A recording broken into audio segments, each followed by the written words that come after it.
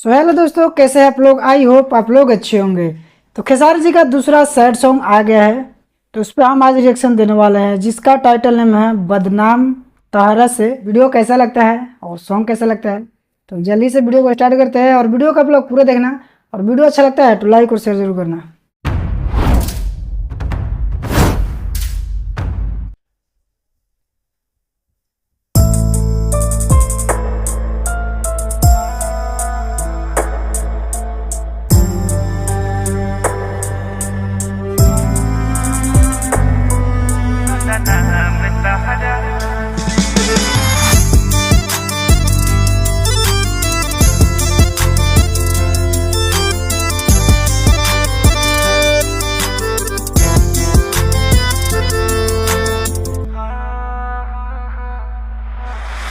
पहिले रहनी पानी अब शराब हो गई। तोहरा खातिर तना हम खराब हो गई। गाना तो गाना यार।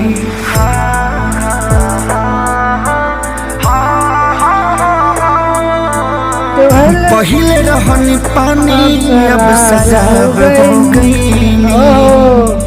तोहरा खातिर तना हम खराब हो गई। तो देखे में सीधा तू तो बड़ू खाली बहरा से।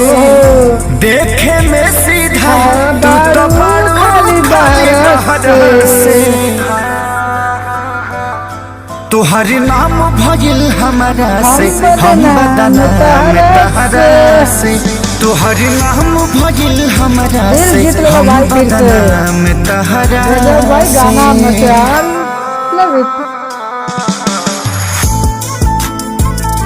भाई ये तो बात है यार, दिवाली के खुशी पे कुछ अच्छा गाना लाते, लेकिन सैड गाना भाई आ रहा है खेसारी जी का।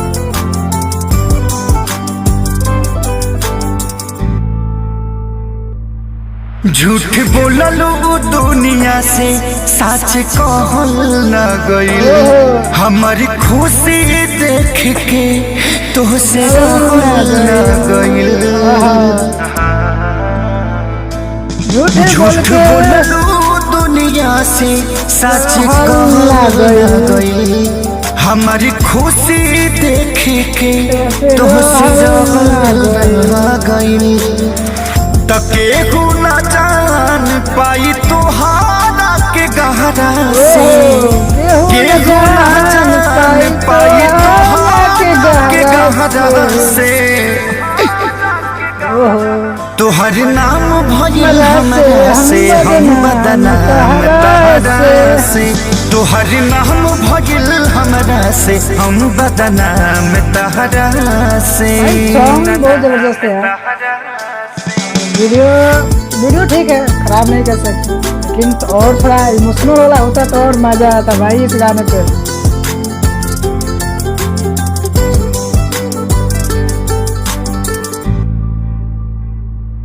तू खेसरिया के दिल में मतभेद क देलू। जवना थरिया में खैलू ओहमे छेद क देलू। तू खेसरिया के दिल में मतभेद क देलू। जवना थरिया में खैलू ओमे छेद क देलू। रोहित परेशान तोहरा झूठ के कहरा से। संजय परेशान भइल झूठ के कहरा से। तोहर नाम भजिल हमरा से हम बदनाम तहरा से। तोहर नाम भजिल हमरा से हम बदनाम तहरा से। खेसारी लाल का गाना काफी ब्लॉकबस्टर है, हिट है, सुपर हिट है, सुनने में बहुत ज्यादा प्यारा है भाई, प्यारा है। तो भाई इतना औसम गाना, सैड सॉन्ग है, काफी बवाल है। और एक और इसका फायदा है, लोफी साउंड का भी मजा आ रहा है सुनने में।